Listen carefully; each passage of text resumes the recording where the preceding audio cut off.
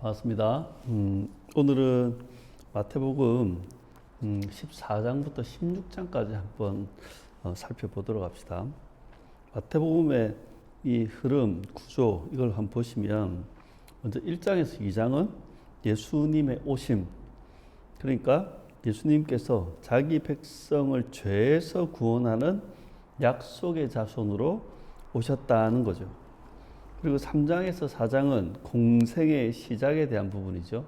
세례를 받으시고 마귀의 시험을 받으신, 이건 바로 그리스도적 증거가 나타나고 또한 마귀의 실체를 폭로하신 사건이랬습니다. 그리고 4장 후반부터 이어지는 공생애의 시작, 그 행적들, 그것들을 보면 첫 번째는 제자들을 부르시고 교육하셨으며 심지어 보내셨습니다. 두 번째는 제자들과 사람들에게 가르치셨습니다. 그 가르치신 주된 내용이 뭐냐면 천국이란 어떤 것인가, 천국에 대해, 그리고 천국 백성은 어떤 사람인가, 천국 백성에 대해, 그리고 천국 백성은 어떻게 살아야 하는가, 그 천국의 삶에 대해서 가르치셨습니다. 또한 세 번째는 사람들에게 이 천국 복음을 선포하시며 이적을 행하셨는데, 천국 복음은 천국이 가까이 왔다라고 하는 천국 도래의 복음이었고, 이적을 행하신 이것 또한 천국이 이미 임했고, 또한 이 이적을 행하시는 이분이 그리스도라고 하는 증거를 보여주시는 겁니다. 그러니까 우리가 지난주까지 했던 13장까지는요, 이 천국을 선포하고 가르치는 내용이 주를 이루었습니다. 그리고 오늘부터는 14장부터 보면 천국을 실현하는 그리스도와 그 그리스도의 길에 대한 이야기를 주로 하는 것입니다. 먼저 14장에서 16장의 내용들을 간단하게 살펴보면, 우리 13장 53절에서 58절은 고향에서 지혜와 권능을 행하신 일이죠. 그런데 사람들은 그걸 보고도 예수님을 배척했습니다. 목수의 아들이라고. 그리고 14장 1절에 12절은 가버나움에 있을 때인데요, 분봉왕 헤롯이 이 세례 요한을 죽였지 않습니까? 그런데 이 예수님의 소문이 퍼지자 헤롯이 이렇게 이야기했다는 겁니다.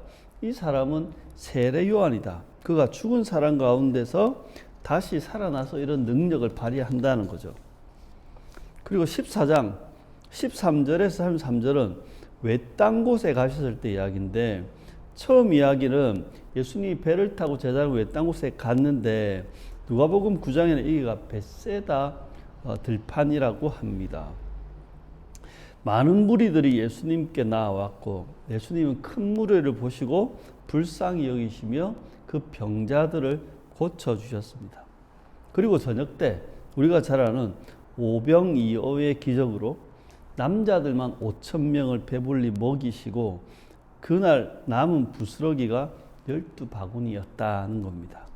그리고 식사 후에 예수님은 제자들을 배에 태워서 건너편으로 보내고 무리들은 흩어서 돌려보냅니다. 그리고 예수님은 혼자 기도하러 산에 가시죠. 그렇게 예수님이 기도하는 동안 제자들은 배를 타고 가다가 풍랑을 만나게 되었고, 몹시 시달리는 그 와중에 새벽에 예수님이 바다 위로 걸어서 제자들에게 가십니다. 예수님이 제자들이 있는 그 배 위에 오르자 바람이 그쳤고, 그때 제자들은 무릎을 꿇고 진실로 하나님의 아들이십니다 라고 고백했다는 거예요.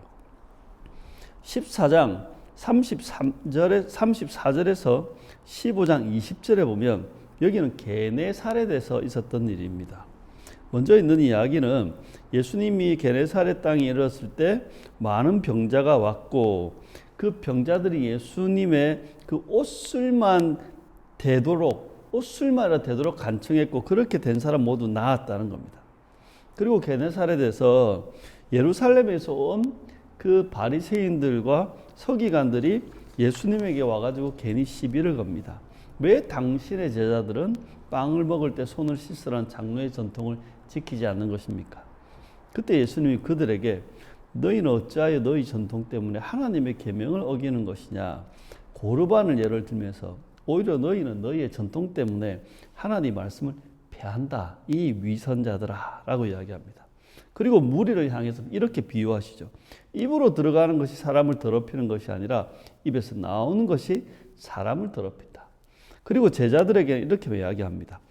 저들은 눈먼 사람이면서 눈먼 사람을 인도하는 길잡이들이다. 눈먼 사람이 눈먼 사람을 인도하면 둘 다 구덩이에 빠질 것이다. 그리고 제자들에게 이전에 했던 비유에 대해서 별도로 설명하십니다. 입으로 들어가는 것은 무엇인지 뱃속으로 들어가서 뒤로 나오면 끝이다. 하지만 입에서 나오는 것은 마음에서 나와 사람을 더럽힌다. 마음에서는 살인, 간음, 음행, 도둑질, 거짓 증언, 비방이 나오며 이런 것들이 사람을 더럽힌다라고 말합니다. 좀 당겨보면 이 16장 1절에 12절에도 예수님 마가단 지역, 그러니까 막달라 지역에 있을 때 바리새인과 사두개인이 와서 예수님을 시험하기 위해 표징을 보여달라고 요청합니다. 그때 예수님이 그들에게 뭐라고 했냐면 너희가 하늘의 날씨는 분별할 줄 알면서 시대의 표적은 분별하지 못하느냐. 악하고 음란한 세대가 표징을 요구하지만 요나의 표징밖에는 보여줄 것이 없다. 예수님의 그 3일 동안의 죽음과 부활에 대한 이야기죠. 그리고 예수님은 건너편으로 와서 제자들에게 이렇게 말씀하십니다. 너희는 바리새인들과 사두개인들의 누룩을 주의하고 경계해라. 이 누룩은 계시의 말씀에서 벗어난 인간적인 전통과 인간적인 지혜에 근거한 잘못된 가르침을 말합니다. 그리고 15장 21절에 28절에 보면 두로와 시돈에서의 이야기인데 예수님이 두로와 시돈 지방에 가셨을 때 한 가나안 여인이 소리치며 예수님을 따라옵니다. 마침내 그 여인은 예수님 앞에 엎드려 절하며 간청합니다. 다윗의 자손이여 나를 불쌍히 여기시고 귀신 들린 내 딸을 고쳐주십시오. 하지만 예수님은 단호했습니다. 자녀의 빵을 강아지들에게 던져주는 것은 옳지 않다. 그러자 그 여자가 이야기합니다. 주님 옳습니다만 강아지들도 주인의 상에서 떨어지는 부스러기는 얻어먹습니다. 이에 예수님은 그 여자에게 말씀하십니다. 여자여 참으로 내 믿음이 크다. 내 소원대로 되리라. 그러자 그 즉시 그 여자의 딸이 나았다는 겁니다. 15장 29절에 30절로 와보면 여기는 이제 발릴리 바닷가의 산입니다. 예수님이 갈릴리 어느 산에 올라가셨을 때 많은 무리가 병자들을 데리고 와서 예수님 발 앞에 놓았습니다. 그러자 예수님은 그 병자들을 고쳐주셨습니다. 그렇게 무리들은 말 못하는 사람이 말하고 장애인들이 성한 몸이 되고 걷지 못하는 사람이 걸어다니고 눈먼 사람이 보게 되는 것을 보았고 놀랐으며 하나님께 영광을 돌렸습니다. 그리고 그날 예수님께서는 그 무리들을 위해 빵 7개와 작은 물고기 2마리로 4,000명을 먹이시는, 여기는 7병이어 기적이라고 합니다. 그렇게 먹고 남은 광주리가 7광주리가 되도록 그들을 먹이시고 돌려보내신 겁니다. 그리고 오늘의 본문이었죠. 16장 13절에서 28절에 보면 이제 빌립보의 가이사라라는 지역입니다. 여기는 헐몬산에서 좀 밑에 쪽에 있는 휴양지와 같은 곳입니다. 예수님께서 빌립보의 가이사라 지방에 갔을 때 제자들에게 먼저 묻습니다. 사람들이 나를 누구라고 하느냐? 그러니까 나를 어떻게 생각하느냐 하는 거예요. 제자들이 이렇게 답합니다. 세례 요한이라고 하는 사람도 있고요. 엘리야라고 하는 사람도 있고요. 예레미야나 선지자 중 한 분이라는 사람들도 있습니다. 사람들은 예수님의 말씀을 들었고 고침을 받았고 기적을 보았고 예수님 주신 그 음식 5병이어 7병이어의 음식도 먹었습니다. 나름 예수님을 좋게 보는 사람들, 그들은 선지자 정도라고 말했습니다. 선지자는 말씀을 선포하고 또 어떤 선지자 중에는 엘리야나 엘리사처럼 이적을 행했던 사람들도 있었기 때문인 거죠. 예수님이 이 이야기를 듣자 다시 제자들에게 물었습니다. 그러면 너희는 나를 누구라고 생각하느냐? 그때 시몬 베드로가 이야기합니다. 그리스도시며 살아계신 하나님의 아들이십니다. 이 그리스도라는 말은 뭐냐면 일적인 부분에서 직분과 직무와 관련되어 있고, 하나님의 아들이라는 말은 뭐냐면 신분과 존재적인 측면을 이야기합니다. 이에 예수님이 시몬 베드로에게 이렇게 말씀하십니다. 시몬아 너는 복이 있다. 너에게 이것을 알려주신 분은 하늘에 계신 나의 아버지시다. 그러니까 하나님의 계시와 감동이 없이는 예수님을 제대로 알거나 믿을 수 없는 겁니다. 그러면서 이렇게 이야기합니다. 너는 베드로다. 나는 이 반석 위에다가 내 교회를 세우고 너에게 천국의 열쇠를 주겠다. 그러면서 예수님께서 제자들에게 자기가 그리스도라는 것을 밝히시고 아무에게도 알리지 말라고 경고하십니다. 그리고 끝부분의 이야기는 이렇게 끝나죠. 그리고 예수님께서 그때로부터 비로소 드디어 그리스도의 일에 대해서 제자들에게 밝히 가르쳤다는 거예요. 세 가지인데, 첫 번째는 자기가 반드시 예루살렘에 올라가야 하는 것과, 두 번째, 거기서 장로들과 대제사장들과 서기관들에게 많은 고난을 받고 죽임을 당해야 한다는 것, 그리고 세 번째, 사흘째 되는 날에 살아나야 한다는 것을 드디어 가르치시고 밝히셨습니다. 그러니까 예수님이 말하는 그리스도는요, 정복자, 승리자, 지배자가 아닌 거죠. 오히려 그리스도는 희생자, 대속자, 하나님의 어린 양인 겁니다. 그러자 이 이야기를 뜬 베드로가 예수님을 붙들고 항변하고 책망합니다. 주님, 절대로 이런 일이 주님께 일어나서는 안 됩니다. 그러자 예수님이 베드로에게 이렇게 말합니다. 사탄아, 내 뒤로 물러가라. 너는 하나님의 일을 생각하지 않고 사람의 일만 생각하는구나. 그리고 예수님은 제자들에게 이렇게 말씀하셨습니다. 누구든지 나를 따라오려거든, 그러니까 내 제자가 되려거든 자기를 부인하고 자기 십자가를 지고 나를 따라야 한다. 나의 길을 따라야 한다. 누구든지 자기 목숨을 구하고자 하는 사람은 잃을 것이요, 나 때문에 자기 목숨을 잃는 사람은 찾을 것이다. 그러니까 제자는요, 예수님에게 배우는 사람이기도 하지만 따르는 사람인 겁니다. 여러분, 신앙이라는 것은 종교적인 진리, 우리 교리라고 하는데요, 그것을 믿는 것만이 아니라 예수님의 길, 예수님의 삶을 따르는 것까지 포함하는 게 신앙입니다. 예수님의 길을 따르는 제자는 인간적인 자기의 뜻과 세상적인 방법을 버리고 하나님의 뜻과 예수님의 방법을 따라야 하는 것이죠. 우리 이 14, 15, 16장 가운데 이제 오늘은 예수님의 정체에 대한 이야기를 좀 깊이 봅시다. 사람들은 예수님의 행적을 보면서 저마다 예수님의 정체에 대해서 각자 정의를 내립니다. 먼저 사람들이 생각하는 예수님의 정체에 대해서 한번 정리해 볼까요?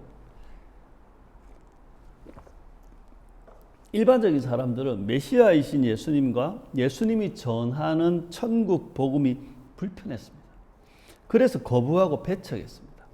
예수님을 잘 아는 고향 사람들은 지혜의 말씀을 듣고 이적을 보았음에도 불구하고 그들이 알고 있는 예수님에 대한 정보로 인해서 예수님을 무시하고 배척했습니다. 심지어 유대 지도자들, 바리새인, 서기관, 사두개인, 대제사장, 이런 유대 지도자들은 예수님을 향해 대립각을 세우며 매우 적대적으로 대했습니다.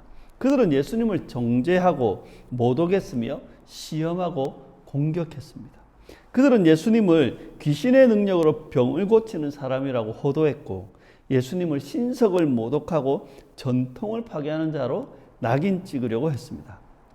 애매한 이 분봉한 헤롯은 자기가 한 짓이 마음에 찔려서 예수님을 세례 요한이 부활한 것이라고 얼토당토하는 이야기까지 했습니다.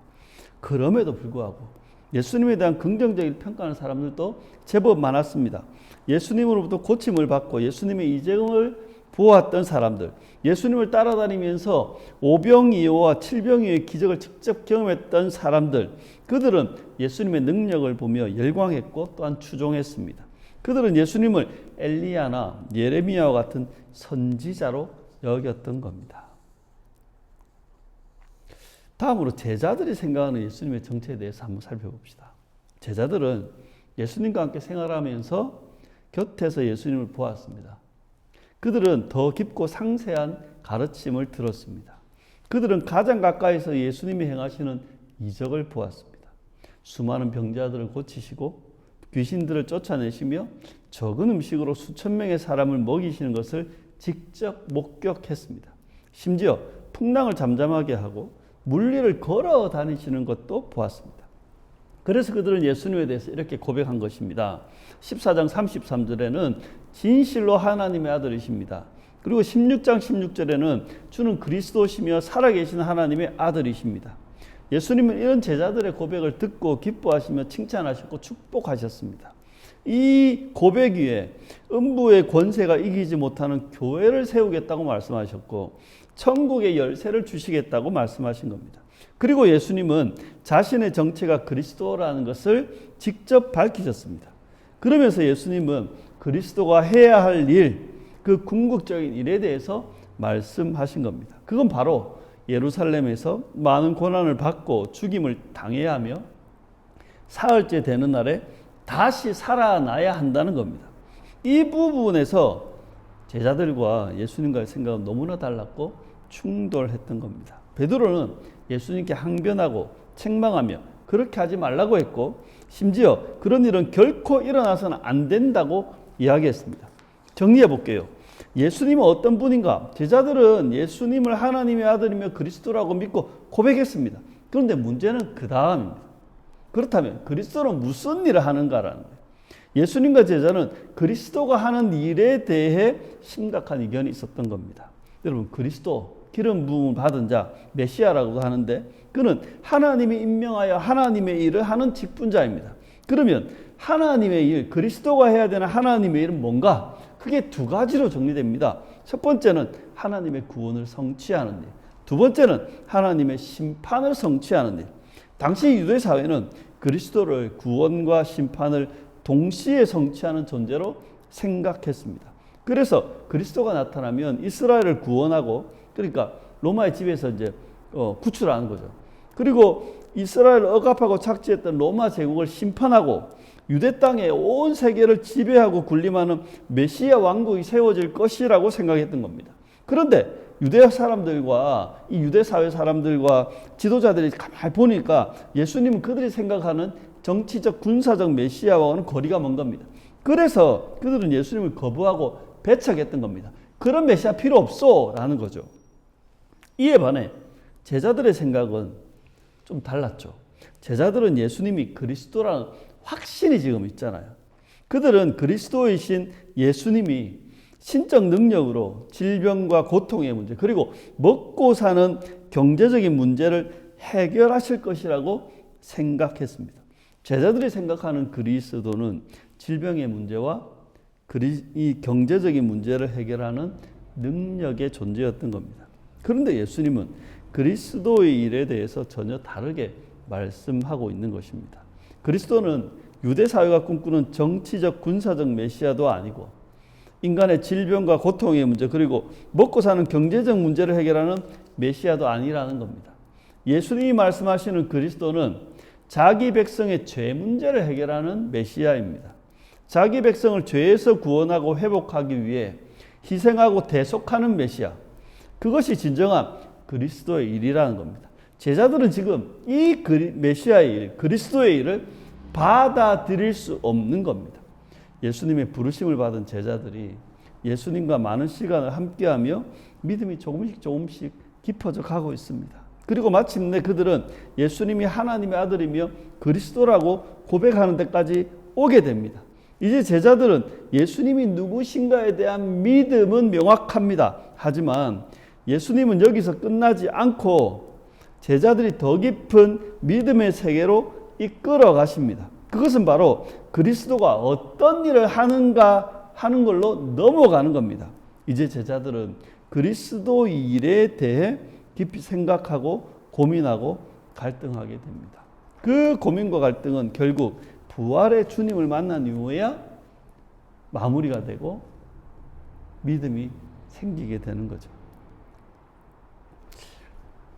말씀을 적용하고 마칠까 하는데요. 성도 여러분, 기독교 신앙의 핵심은 예수님의 정체와 관련이 있습니다. 기독교 신앙의 핵심은 예수님이 누구시며 어떤 일을 하시는가에 대한 믿음인 거죠. 예수님은 누구신가? 예수님은 하나님의 아들이시며 그리스도이심을 고백하는 것이 기독교 신앙의 본질입니다. 그런데 기독교 신앙은 여기에서 끝나는 게 아니라 그 다음으로 들어가야 됩니다. 그리스도이신 예수님은 어떤 일을 하시는가라는 거예요. 그리스도이신 예수님은 자기 백성을 죄에서 구원하는 일을 합니다. 다른 말로 하면 자기 백성의 죄 문제를 해결하는 일을 한다고요. 이 죄 문제를 해결하시는 방법은 하나님에 대한 순종과 백성을 향한 사랑으로 대신 희생하고 속죄하는 십자가와 고난의 죽음입니다. 이것이 진정한 그리스도의 일입니다. 이러한 예수의 정체가 중요한 이유, 그것은 예수님의 제자인 교회의 정체와 연결되고 우리 교회의 정체를 규정하기 때문입니다. 그래서 예수님의 정체가 중요한 겁니다. 예수님이 자기 백성의 죄를 위해 일하셨다면 그 제자인 우리도 이 죄 문제를 위해서 일하고 싸워야 하는 겁니다. 예수님이 자기 백성의 구원과 회복을 위해 순종과 사랑으로 고난과 희생의 길을 가셨다면 그 제자인 우리도 그 길을 따라야 하는 겁니다. 하지만 교회의 현실은 그렇지 않은 것 같습니다. 우리는 모두 예수님을 그리스도라고 믿습니다. 하지만 예수님이 가셨던 그리스도의 길과는 거리가 먼 길을 가고 있는 게 아닐까요? 지금 이 시대의 교회가 가고 있는 길은 그리스도께서 가셨던 죄와 싸우는 길이 아니라 탐욕을 극대화하는 길에 가깝습니다. 지금 이 시대의 교회가 가는 길은 그리스도께서 가셨던 순종과 사랑, 고난과 희생의 길이 아니라 비교와 경쟁, 능력과 성장, 정복과 지배의 길에 가깝습니다. 많은 교회가 그러하고 많은 목사가 그러하며 많은 신자 또한 그렇습니다. 우리는 죄와 싸우는 것이 아니라 이 세상을 얻기 위해 싸웁니다. 우리는 고난의 영성이 아니라 능력의 영성을 추구합니다. 우리는 희생의 사역이 아니라 경쟁의 사역에 매진하고 있고, 우리는 회복의 사역이 아니라 성장의 사역에 매진하고 있습니다. 그러니 이제 이걸 멈춰야 합니다. 그리고 지금이라도 제대로 된 길로 돌이켜야 합니다. 예수님을 그리스도로 믿는 것에서 멈추지 말고 참된 그리스도의 일이 무엇인지도 제대로 알고 믿고 따라야 하는 겁니다. 예수님을 그리스도로 고백하고 찬양하는 것에만 머물지 말고 예수님이 가신 그리스도의 길을 따라야 한다는 겁니다. 사랑하는 성도 여러분, 예수님에 대한 온전한 믿음을 소유하시길 축원합니다. 예수님이 하나님의 아들이시며 그리스도이심을 믿으시길 축원합니다. 그리고 거기에다가 예수님이 이루신 그리스도의 일이 무엇인지를 깨닫고 그 길을 믿으며 또한 그 길을 따르는 저와 여러분이 되시길 진심으로 축원합니다.